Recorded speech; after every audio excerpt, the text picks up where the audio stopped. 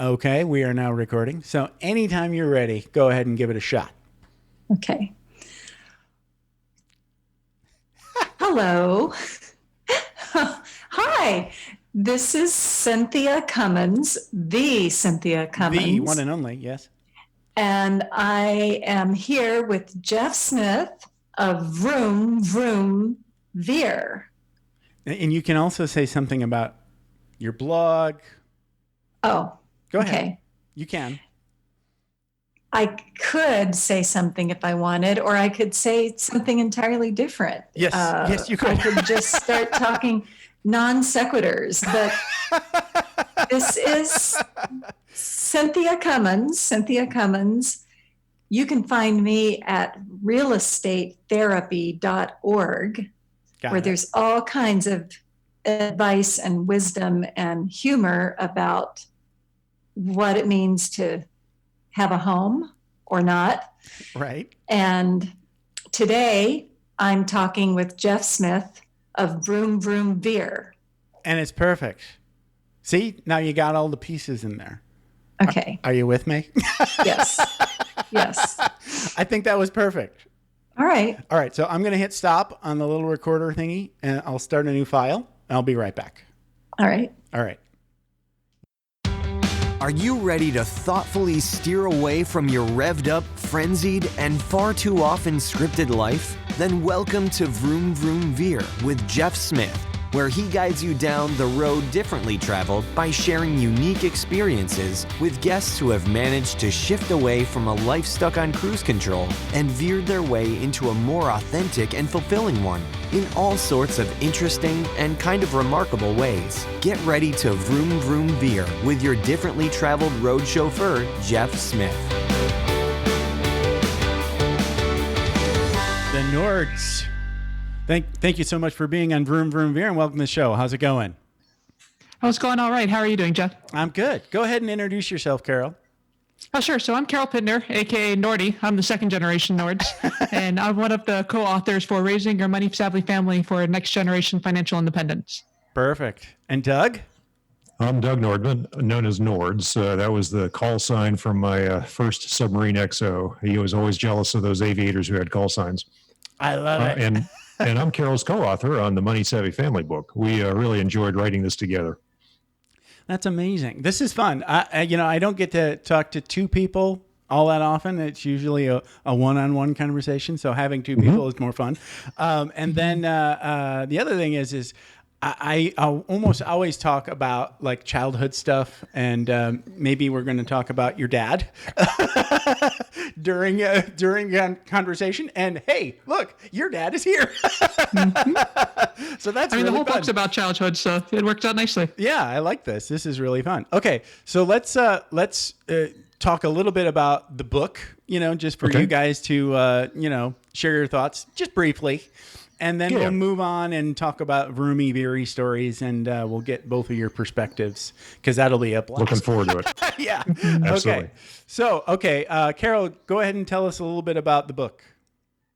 So this is actually a better intro by my dad. What had happened was he'd been going through a lot of financial conventions and Camp F5 meetups and so on and so forth.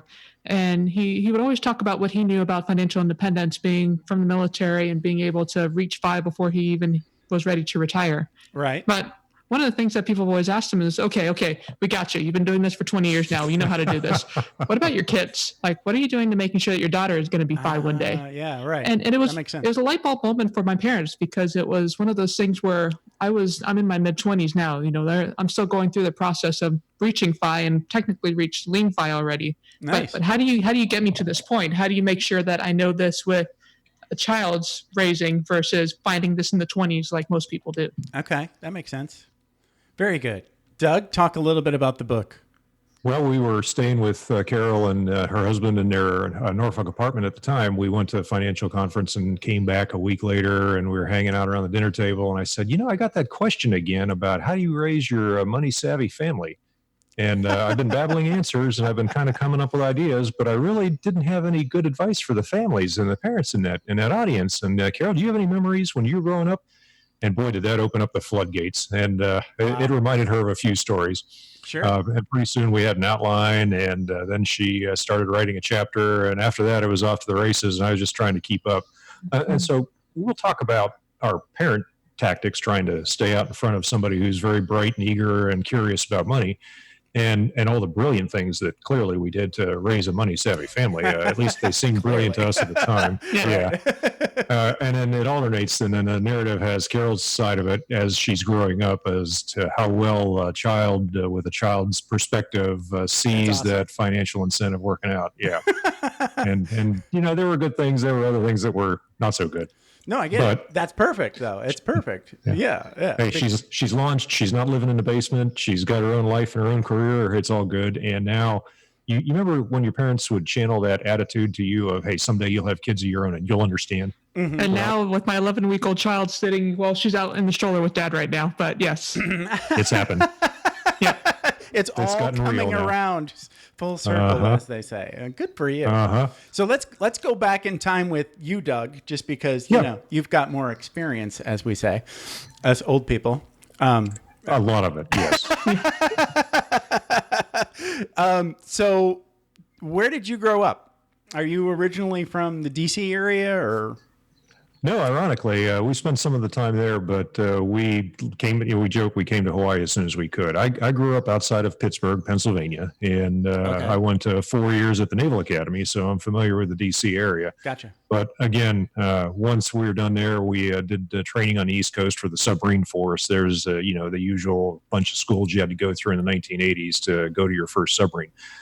Back then, 1984, the peak of the evil empire, the Cold War. Yeah. So our submarines at the time, the ones that I wanted to go to, were making patrols out of Holyloch, Scotland back then in the day. Wow. And, oh, my goodness. Yeah, it was interesting. So I spent off-crew time. I was on a ballistic missile submarine launching ICBMs. And I spent my off-crew time in Charleston. But when we were on a submarine, we were out of Holyloch, and we would go out and patrol in the North Atlantic for 90 days. I did that for almost 3 years, then went to graduate school at Monterey, Naval Postgraduate School in California. Right. Carol's nodding her head. Yeah, here she is. Yeah, living the life. But after that, we got stationed in Hawaii, and by the time we got to Oahu, we had been stationed all over the world at various places and seen all kinds of places to live. My spouse and I are a dual military couple. She active duty meteorology and oceanographer. Oh, wow.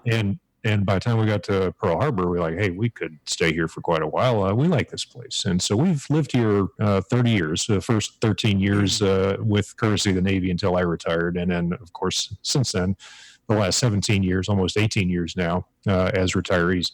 Wow. Yeah. Hawaii is an awesome spot. I lived there for 4 years. It's right. And the weather, the culture, the food, the people, the everything about it. Oh, did I mention surfing? Yes. The waves. Yes. Exactly. Right. Yeah. There's something about whenever you leave Hawaii, you get that feeling of why did I leave when you get back? Well, that's a very interesting veer. That makes a big difference. We started our career, our Hawaii tour here. We did 4.5 years here, and then we ran out of billets. And the assignment officer sent us to San Diego. And I'll say that if you can't be stationed in Hawaii, San Diego is an awesome second place to be stationed. But yes, when we would land in Hawaii on the airplane, traveling back and forth between Hawaii and San Diego, landing in Hawaii felt more like coming home than landing in San Diego at the end of that trip. And I've learned enough over the years, that's a hint.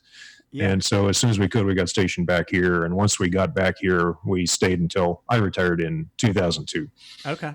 So Carol, when did you come along? So I came along right in 1992. So I got there maybe about a year and a half before Mom and Dad. Oh, yeah. Oh, yeah. Wow. You're the monkey. But shore duty. Shore duty. That happens. Post-Soviet Union shore duty. So, yes. Yeah. Okay. So you were around then. So let's see here. What's the first move that you remember? Where do you think you grew up? Did you grow up in Hawaii, basically? I definitely grew up in Hawaii. Mom and Dad have all the photos. I was about 18 months old when they moved from Hawaii to San Diego, and I was about 4.5 years old when we moved from San Diego back to Hawaii. Okay. And so Hawaii is my home because that's where I was born. That's where I did K through 12. Yeah, right. Yeah, I grew up there. You sound like a local. Exactly. Yes. So, Born and raised. Yeah, that's amazing. You could do a whole separate show about what it was like going to K through 12 in Hawaii, because that's just crazy. I mean, I was like young, like, so when I got to Hawaii, I was let me see here, like 20, I think.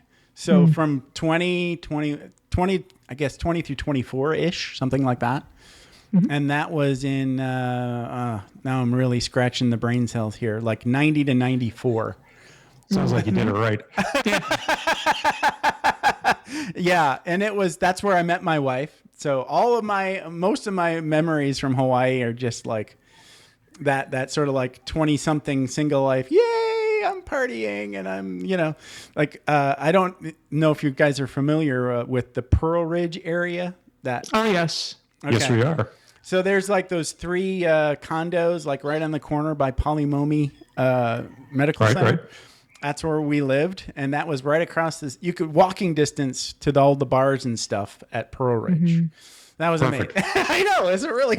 Yeah, it was great. Anyway, so that's where I met my wife, and so we moved on. So anyway, so let's talk about like Carol's perspective of growing up with Doug and being in the Navy and moving around a lot and growing up in Hawaii. Just talk a little bit about your say like high school days. What were you like?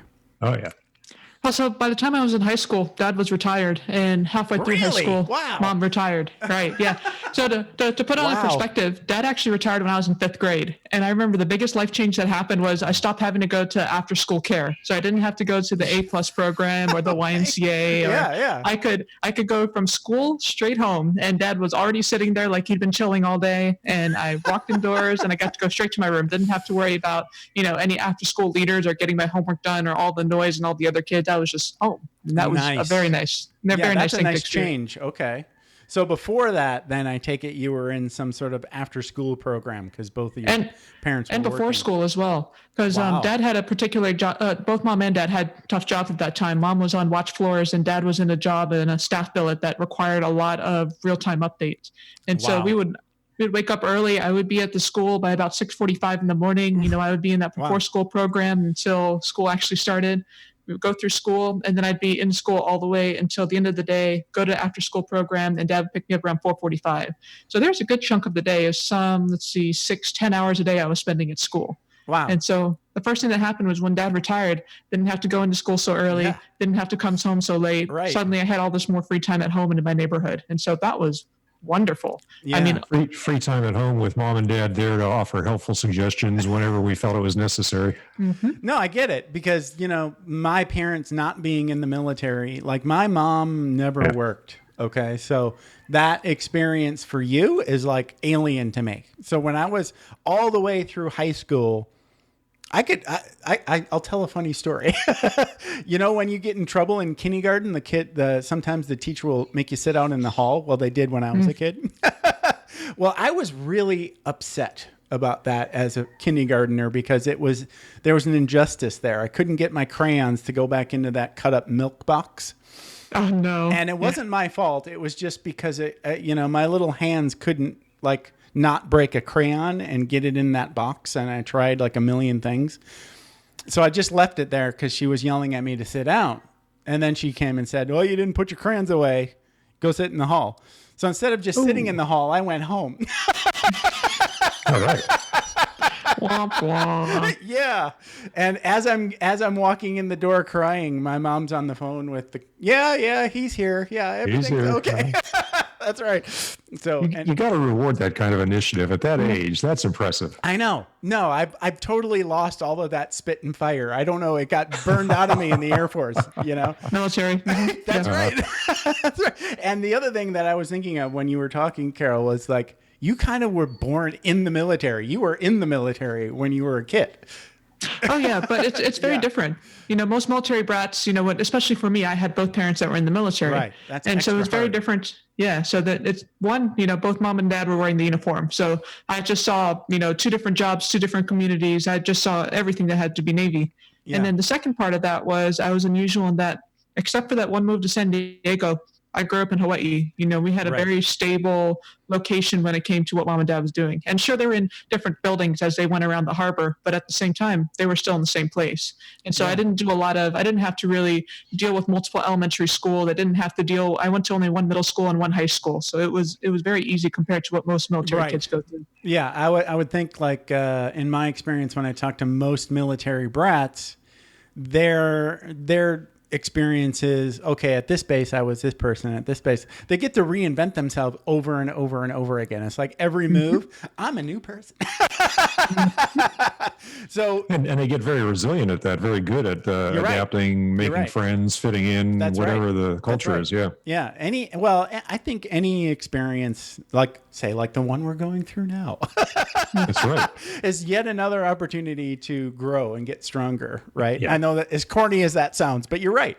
The life experience always does, build in those. It's an opportunity to grow, and especially when you're young like that, like Carol was when her dad retired in fifth grade.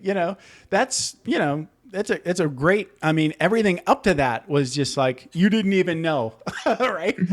That not everybody was experiencing that.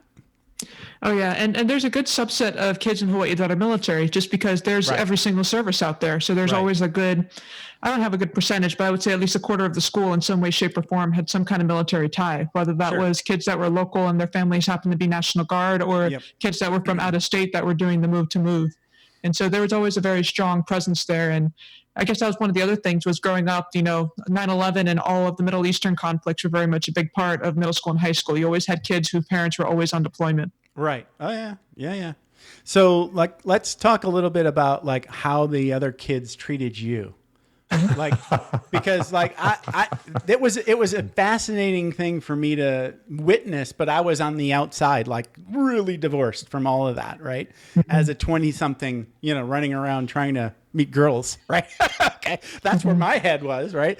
Right. But when I did see younger kids or kids of people that I was hanging out with, it seemed like their high school experience in Hawaii was, from my perspective, a little scary. I don't know. What was it like for you? It really wasn't as scary for me. I can see what you mean where there's a very different culture in Hawaii. It's a very distinct culture when it comes to who's from the actual islands, who's from the Polynesian area, and who is just not from that area at all. Right. But the high school that I went to, Millennium High School, was because it's so centralized. It's in central Oahu. It's surrounded by multiple military bases. Okay. There's less of that strong island culture. Now, don't get me wrong. There's still a lot of people that are local. And Right. my high school in particular had a lot of second generation kids. So the parents had gone to this high school in the 70s, and now the kids were going to the high school in my years. Right. And Okay. so, but for me, there wasn't a lot of race issues. There wasn't a lot of class issues. Okay. I was in a lot of gifted, talented, pre-AP and AP classes. Right. And so I was with the same group of 40 to 50 kids all the time because we all took the same classes. Gotcha. And the school itself was 2,500 people, give or take. So even when it came to, the mean girls aspect of it, there's a queen bee. The problem was that there was multiple girls competing to be queen bee. So the rest of us were just like, we don't care. As long as you guys don't bother us, we don't care. You're just You stepping fight. off of that. Yeah. That's Yep. exactly always my what I like to call the closet beta tactic. It's like, okay, yeah, you guys go do that over there. We'll be studying. We got an AP exam next year. Right. Yeah. We have stuff to do. Right. Yeah. I always classified myself in high school as the ambassador. Right. I would try to stay as neutral as possible, like Sweden. Exactly. Like a diplomat. Yeah. A diplomat or an ambassador. There you go. Okay, so let's move on from high school days. So I take it. Okay, so now at this point in the story, Doug's already retired. So talk a little bit about your transition, Doug, from active duty to retirement, and how hard was it to decide to stay in Hawaii, or did you even need to think about it a second? Or Yeah, not much thought went into where we were going to live after Okay. Navy. Gotcha. But we would always, my spouse and I had always maintained a high savings rate while we were on active duty. And part of that was underway for 90 days in a submarine. You don't spend a lot of money. Part of it is we enjoy frugality. We're naturally optimizing our expenses. There's always this little aspect of people that are pursuing financial independence and they're uber frugal. Their feeling is that you're in deprivation and that you're recycling toilet paper or dumpster diving. And the reality is that when you're doing it right, when you're saving for financial independence, frugality is not deprivation. Frugality is challenging, fulfilling. You're winning a game. And we've always felt like we would optimize our resources. So that high savings rate, we kept that up for the time we were on active duty. And by the time I retired, we had reached financial independence. But this is back, the late 90s was when we reached financial independence. We didn't know about the 4% safe withdrawal rate back then. Right. A lot of the math had just come Mr. out. Money Mustache yet. Right, yeah. He probably wasn't around. 9 years before that blog started was the year I retired.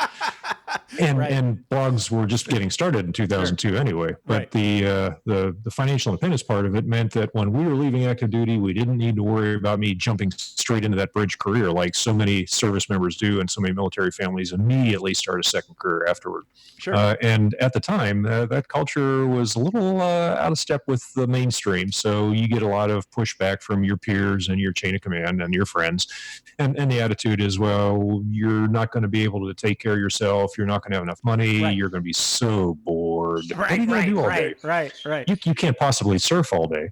Yes, you can. It turns out, the question was one that I'd never explored. I'd never surfed in Hawaii because I'd always been busy. And in retrospect, it's probably a good thing that I did not know how to surf when I had to go to work in the morning. So the joke became that when I retired, that we were going to learn to surf. And so on the actual date of the retirement, 1 June 2002, we all went down to White Plains Beach. We all took surf lessons from the lifeguard there. And almost 18 years later, I'm still surfing there 2-3 times a week. We were hooked. And my wife enjoyed the experience, stood up on the board, had a good time. Carol and I, on the other hand, hardcore hooked, just totally fascinated by the idea and really wanting to learn more and get better at it. And that has continued. And not only have I continued surfing, for the last 18 years, but she's enjoyed growing up surfing. And that's turned into the criteria by which she's selected her spouse. Will he surf? And now we have another generation. She's only 11 weeks old. She's a little young. We're going to wait till she's, maybe crawling at least before we put her on a longboard. But I'm keeping an eye on my granddaughter and making sure she's ready to surf whenever she's ready to go in the water. Yeah, we just need her to stop hitting herself first. She's still doing that baby thing where she flails everything until she keeps hitting herself. On everything. As soon as she figures out how to stand up, I'm pretty sure we'll be able to get her onto the board and get her going.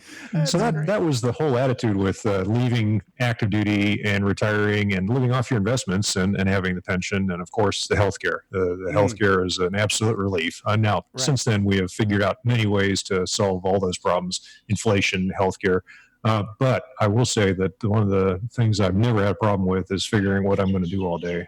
Boredom just does not exist in my life. There's always something to do. We joke about having this list of things you want to get done during the day, and at the end of the day, you've only done half a list. And that's the problem is now you're responsible for managing your own time and your own entertainment. And we find a lot of that. Now, I did find time to write a book with my daughter. That's a life goal, and I'm glad I was able to check that off. But I don't see the issues that many other people worry about. Everybody, when you're getting to that transition where you're stopping work and you're going to have to take care of whatever you do all day on your own, everybody worries about that. While you're in a workplace, it's hard to imagine life without that. But 6 months after you retire, 6 months after you stop going to work, you look back on that period in your life and you say, man, I don't understand why I was so worried about what I was going to do all day. Right. So common urban legends or myths of financial independence, myths of retirement. And I spent a lot of time debunking that. So let me ask you this. When you retired, did you have like a social, did you have people to hang out with? Were you like... You'll lose all your friends. And if you don't golf, you'll be so bored. Just talk. Again, I'm playing devil's advocate here. So, no, absolutely. I hear these a lot. And the answer is yes, you have friends. And this is one thing when you retire, when you stop showing up at work, you do find out very quickly who your friends are and who your coworkers are. Right. And your friends, your true friends will support you no matter what crazy decisions you make in your life, even if it seems radical and stupid to them. Okay, if you don't want to show up for work anymore, we'll still be your friend. Right. And sure, that's continued over the years. You have your network at work and you have your network when you're not at work, and that continues. Okay. So surfing buddies and when I retired in 2002, of course, the World Wide Web was up and running and things were getting started. And I have a lot of online friends. In fact, I've spent so much time online socializing that there are times where I really feel like I need to unplug and go sit down and enjoy life with my neighbors. Right. But you have an ability to build your own social network. And so whether you build that with the people you spend your day with, your time with, or whether you go online and do it there, you will build a network. You will make that transition. And Yeah. I think, if you've got a workplace where you feel challenged and fulfilled by what you're working on, what your job, your career is, and you like the people you're working with, maybe you want to just keep doing that as long as you enjoy it. Yeah. But if work is a place you go to get money, if work is a place you go to spend 8 hours a day so that you can get that money and you really don't enjoy it, you feel like you're somebody outside of work, then I would say reach financial independence and don't worry about socializing. Don't worry about your network. You can solve those problems. those problems, Yeah, you can have the solve time, you have the energy, you have the bandwidth again to solve those problems. When I say bandwidth, I mean mental and emotional bandwidth. Right. So those problems all solve themselves. Now, if you're naturally an introvert and you don't enjoy going out in the world and you've always wanted to work remotely or do your own thing, then maybe when you reach financial independence and stop working, maybe you don't need as much socialization. Maybe you can just retreat into your cave and enjoy life that way. But if you're an extrovert, you're going to go find opportunities to socialize. Part of that is the rise of the World Wide Web. This might not have worked out as well in 1980 or the 1970s. Sure. I'm skeptical. I'm pretty sure I would have figured out my own entertainment anyway, but it's much easier in today. Exactly. The waves are always there, and you're always going to find somebody to surf with. There you go. So when I retired from the Air Force, so I did what you said. I got the job immediately without even thinking about it. Because one of my buddies that was another retired E7 from the Air Force, he was sort of like, he was the one that walked up to me and said, "Hey, do you want a job?" And I was like, sure. Yeah. What else am I going to do? Right. Yeah. So that happened, and then another one happened. So the first one lasted about a year and a half, and the second one lasted about a year and a half. Right. I think that's pretty typical of the post-retirement jobs. It is. It is very much so. Right.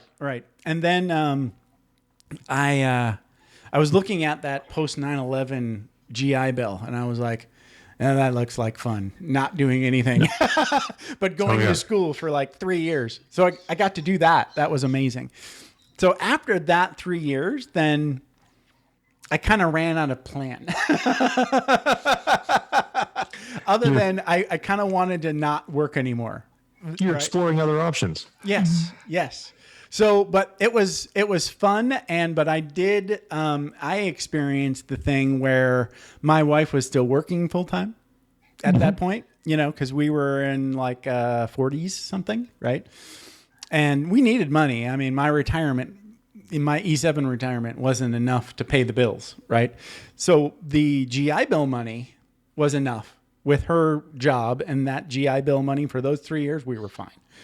But that was perfect. Yeah, and then after that, I figured out, because I didn't do much of anything until like 2017, but I did do like stuff to keep me busy and sort of bring in a little bit of money. Like I drove for Lyft and I did massage, all these stupid things that were a blast.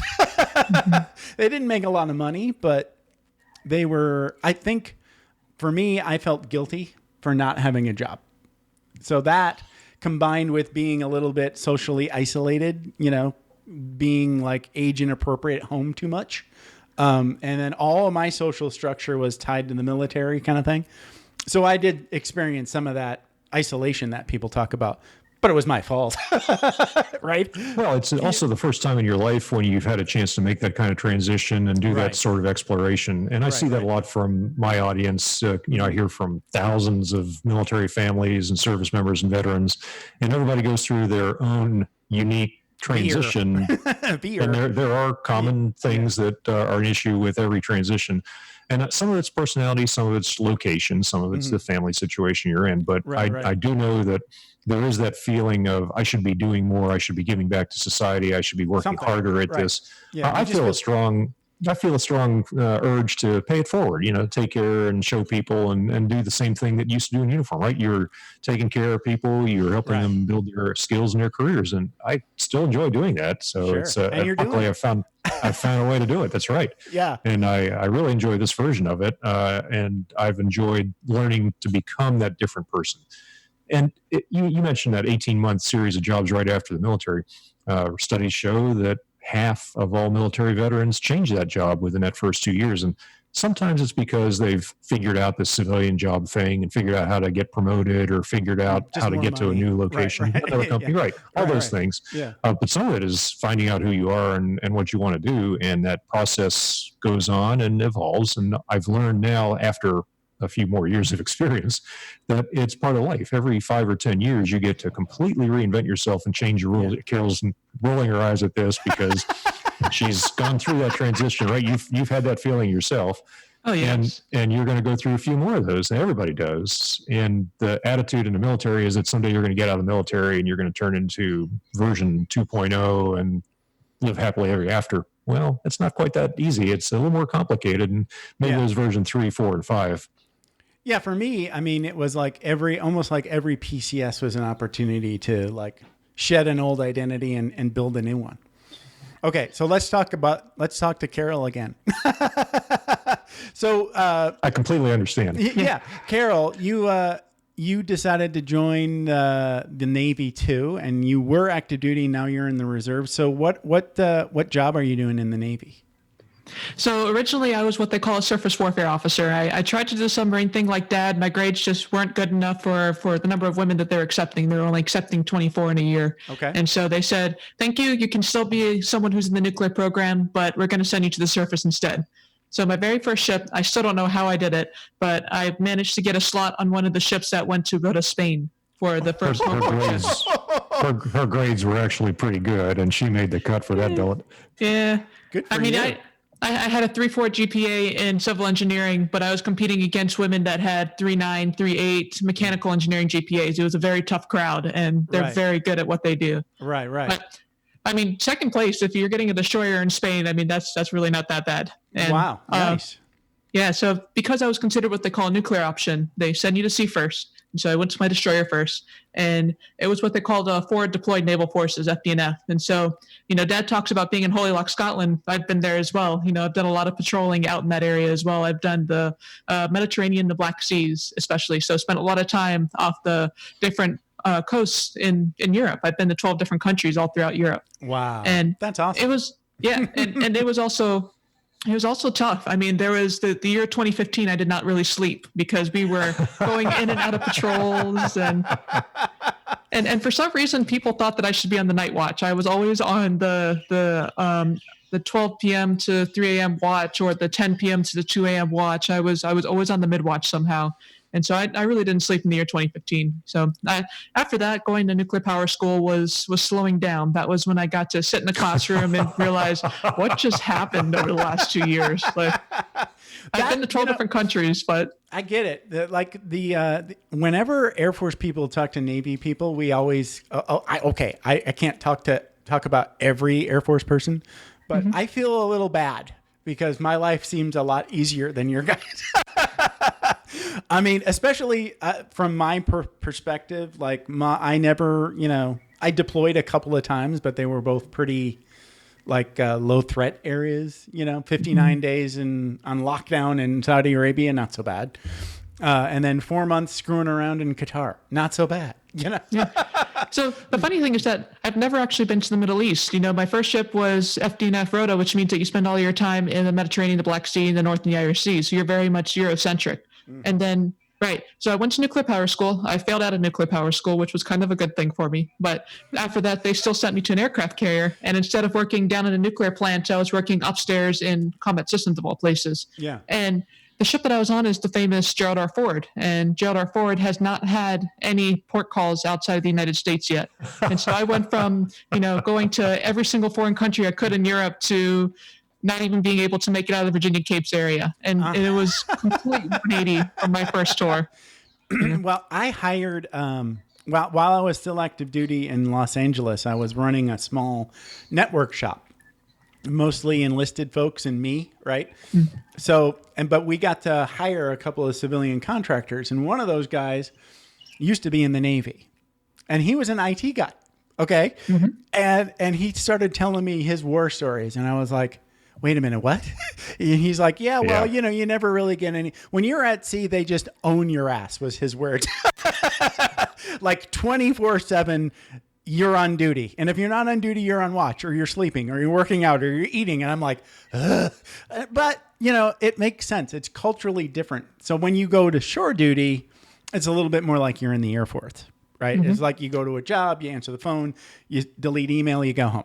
Yeah. When I was on Gerald R. Ford, you know, I had a division, you know, the same group. I had a shop of about 30 people, and half of them had been through sea before, they had been deployed before, and the other half had not. And we were talking at one point about being underway for more than 30 days. Whoa, that was big for us at the time. And I remember getting up in front of my division and saying, hey, if you have Netflix downloaded to your phone, if you have Spotify downloaded to your phone, if you have Pandora downloaded to your phone, don't forget, at 30 days, that will all wipe clear, because your phone has not locked onto a cell tower for 30 days. Those apps will automatically wipe everything. And my sales just like, oh no, I have to buy music. And it's a completely different perspective. Yeah. Yeah. That's wow. Okay. Yeah. So like when I was always stationed with Navy people, so like I worked with this Navy Special Forces guy when I was in Qatar, and he was like, well, I could have done this job, or I could have gone underway. And it was really hard because this is considered shore duty, but I'm in the war. So his official job was at MacDill, right? So, but every 60 days he was going to Qatar. And they were doing that sort of like rotation thing. But it was still, from the Navy, that's easy duty, right? That's still considered shore duty on his records, right? He was like, I don't know if this is a good call. I have to get to Iraq, or this is not going to pay off for my record. And I was like, wow. Okay. Yeah. And you're going, yes, this all makes sense. That's what you have to worry about. Yep. I know. Yeah. As an enlisted guy in the Air Force, it was like completely different. I mean, I just sort of like had this keep head down strategy, you know, make E7, get to 20. You know, they've changed it now though. In the Air Force now, everybody has that board. Every promotion board has a board where somebody is going to physically look at your records and check to make sure you're doing what the Air Force thinks you should be doing. It wasn't that way. For me, while all the way up until I retired, there was only a board review for E8 and E9. So it was a lot less subjective for us. So it was less political for those people that don't know what the hell we're talking about. Well, it shows you how much better the quality of life has gotten and how bad retention was back then. Nobody needed to look at your record because they needed you to promote no matter what, right? Pretty much. Uh-huh. Right. Yeah. And now, I don't know. There's probably some of that. And then there's always like this sort of like push-pull against the enlisted force and the officer corps. And I get that. I think that's a good, healthy conflict dynamic. But at the same time, I think from my perspective, people that are like especially enlisted folks that are like chasing the next stripe too hard, you know, kind of like lose focus, you know. But, you know, on the other side, there's also those guys that don't care about anything and just want to, you know, stay E5 or maybe get E6 and make it to 20 and punch. I wasn't one of those guys either, but, you know. There are certain things that are fun to do. And as you get promoted, there are fewer opportunities to do the things that you enjoy that are challenging and fulfilling, right? And, right. So maybe it's actually a good idea not to get promoted because then you have to go do stuff that's not fun. Exactly. And that's what happened to me. I actually reached the point where I looked up at my chain of command and I said, I'm not sure if I want your job. I appreciate what you do, but I'm not sure if I want to actually do your job one day. Yeah, makes sense. So when are you having fun yet, ma'am? Exactly. Yeah. When, Carol, did you transition to the reserves? Was that recent or? Yes, just passed in 2019. So I finished my initial, so for ROTC for 2014 onwards, there was a 5-year active duty obligation. Right. And so 2019, that's when I came up with my 5-year point. It was the perfect time to exit. Being dual military, you're always juggling two sets of orders. It's either you juggle it or you figure out how to live apart. Right. And my husband had the stellar offer to go to Naval Postgraduate School a whole tour early. And wow. Holy yeah. cow. Okay. Oh, yeah. He's one of those. So- All right. Now He's got skills. yeah. He's got skills. And so Understood. he's like, I would love to go to Naval Postgraduate School. Can we please go? And I'm just like, yeah, I don't see any reason I want to stick around here. So let's go. And so Nice. it was a very easy decision for me to go to the Navy Reserve. So what is And- that, like a 2-year hitch or a 3-year hitch, something like that? Depends on what your degree is. It can be Okay. as short as 15 months, but the program my husband's in is almost 2 years long. Yeah, and so we're going to be here right. for a good amount of time compared to others. Okay. And Monterey's not so bad. No, it's not bad at all. No, Yeah. no, not so bad. So I worked with a lot of linguists while I was in the Air Force. So the language school, Defense Language DLI, Institute, yep. is there in Monterey. So that's an interesting bunch. The enlisted yes. linguist corps, and they're all joint service. So one of them, Doug, was a guy that loved submarine duty, and he was. I've met many of those people, and Yeah. yes, they do, and it's for a reason. Yeah. Yeah. Well, he was like we were both drama nerds. You know, that's the only reason I knew him. You know, so he's his linguist, and during his shore duty, he said they didn't use him. Right? It was like, there's your rack. There's nothing to do on it. So you know, his job was on the ocean, right? So while he was on shore duty, he was just bored. He was like, "Hey, you want me to go get you some coffee?" You know, and then when he went to sea, his thing was like, everybody thinks it's this hard thing to do, and he was like, "No, it's what I joined the Navy for. I get to do it." Yeah, exactly. It's an indication he's doing it right, is that Right. it wasn't exciting, it wasn't scary, and if it's normal, if it's routine, if the job's going well, and you know, speaking as a submariner, as you know, their favorite taxi driver, I'm really happy when those guys are happy, because if those guys are unhappy, it means everybody's having a bad day. Right. So, okay, so we only have about 10 minutes left. So let's start wrapping up here and talk a little bit about this book and a little bit more about, like, I love it when I hear about like a book or a business idea that is pulled out of you by people, right? So then you're not like sitting there thinking, should I write a book? I think this question would be like solve a problem. No. People start asking you the same questions over and over and over again, and you're like, why don't I turn this FAQ that I'm typing into a book? That's exactly right. We had a lot of hints. It took about 15 months before my spouse and I became aware, hey, this might be a very good topic to write about. Right. So how did that play out? Like, did you already have like a blog post or a whole bunch of blog posts that you just turned into a book? Or did you guys get together? Okay. Talk a little bit about it. We started from scratch. So the funny thing was that when Mom and Dad came to visit in Norfolk after their latest financial camp, I happened to be going through TGPS myself. I happened to be going through that exit program the military requires you to do. And a lot of the material they talked about were things that I'd already covered in high school, you know, when you're trying to find a job and things that you're supposed to do after. I already knew all that, and I was not listening in class, I'll be honest about that. And so, you know, Dad said, hey, what about this book? And so I just spent the next week just writing rough drafts of all the different chapter ideas that I had. Wow. And at the end of that, we moved from just a plain old Word document up into Google Docs. And so by moving into Google Docs, it didn't matter where in the world Dad and I were. We could each keep adding our parts to the book as we went along. That's and awesome. So, yeah, and it would work out where I would have an idea and I would start writing about it, and Dad would say, oh, yeah, and he would write in his part. And then I'd realize, oh, yeah, and I'd write in another part. And it just kept building off sort of like each other. feeding off of each other. Exactly. Absolutely. No, that's not really what happened, Dad. Well, there's more than one side to every story. Obviously. So Right, in this right. case, we can both tell our story, the same story, but our various perspectives. And that worked out very well. You learn things about your family that maybe you kind of knew or kind of heard about it, hadn't really thought about it very much, or something would come at you from left field and find out something you'd never known. And so that was the experience I really enjoyed, is that collaboration and the back and forth. As a blogger, I had several posts that talked about raising a financially savvy kid, but I didn't have anywhere near the 10 chapters that we managed to come out of this with a story. You also, as a writer, you know, you're working your blog posts up into book chapters. That's great. But when you're writing a story with a co-author, there's two choices. The two of you can get together and try to sing in one voice and say, here's the things we have in our book. And we found out the hard way that the other choice is to tell both sides of the story, do a back and forth narrative. And that turns out to be even more difficult when we got into the editing part. When we got into the editing part, the editor would say, I hear the story, but it doesn't hang together. Both sides don't come out the same way, or she's telling his story, or he's telling too much of her story. So we spent a lot of time developing our skills as writers to be able to work with that back and forth narrative. It is more challenging than just sounding like it's one author giving the advice as a team. Right. And the theme is that we're sitting down there in the kitchen, we're telling stories around the table, and the reader's invited to sit there and have a cup of coffee or an adult beverage and listen along and reflect on how that would work out in your family.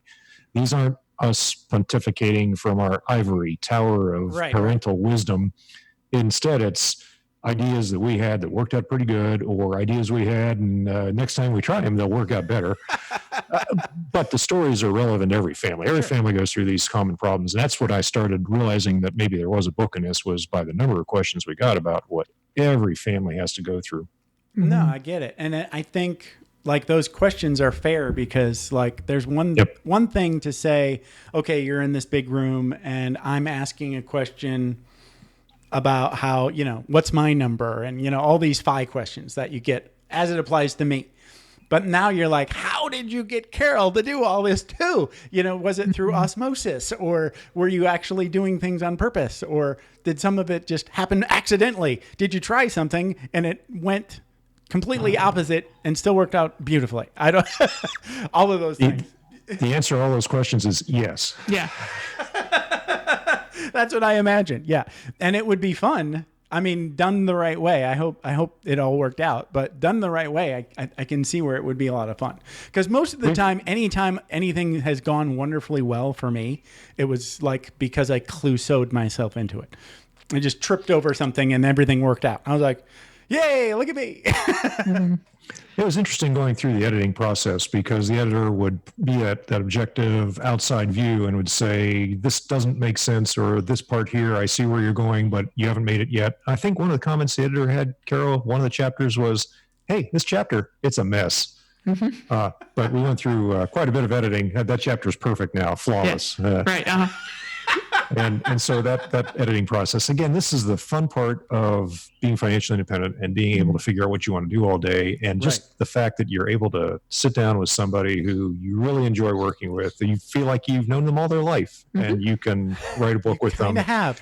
And the whole process, I've really enjoyed being along for that ride. Just the process of writing and projecting it and getting the editor and all that, putting it together. So this is a long-term project, right? I mean, this book is going to be out there for 10, 15, 20 years, maybe go for more than one printing or multiple editions. Who knows? But I've enjoyed the process of getting here, and I've enjoyed the part of that, writing it and publishing it. And again, it's that veer that you talk about, is where you think you're going one place in your career and you're kind of enjoying it, and then some other opportunity comes up. You had no idea that was an idea at all when it came up, or the demand shows up, right? And one day you realize, wow, the people really do want to do this. People really do want to know this. People really do want to experience this. Yeah. Well, this has been a blast. So tell us your URLs one more time, and where people can best get in touch with you as we wrap up. Go ahead, Carol. So I have a website that I'm still working on bringing up. It's called childfire.com. That's child like a little kid, and then fire, financial independence, retiring early. Nice. .com. Okay. Child fire. And then that's perfect. Thank you. I didn't get it, and now I get it. Okay. Perfect. And the email would be carol@childfire.com. And so if you click on the contacts on that website, you'll be able to go right to my email. Perfect. Doug, hit it. I've written a book previously about military financial independence, and I'm at The Military Guide, and we've been doing that for 10 years now. So just entering The Military Guide into a search engine will get you right there.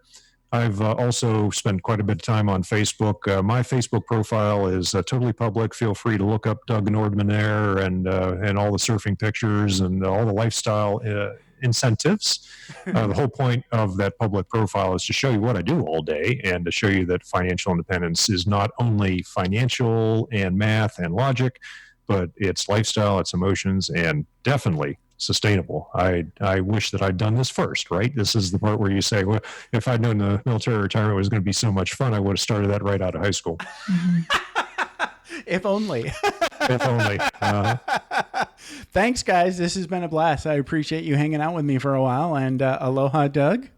And, Thanks, Jeff. Aloha to you. Thanks, Carol. No problem. All right. Have a good one. Thanks for taking the time to ride along with us on another episode of Vroom Vroom Veer. For podcast info and show notes, be sure to head over to vvveer.com. That's VVER.com. Man, that's fun to say. And we'll catch up with you next time here on Vroom Vroom Veer.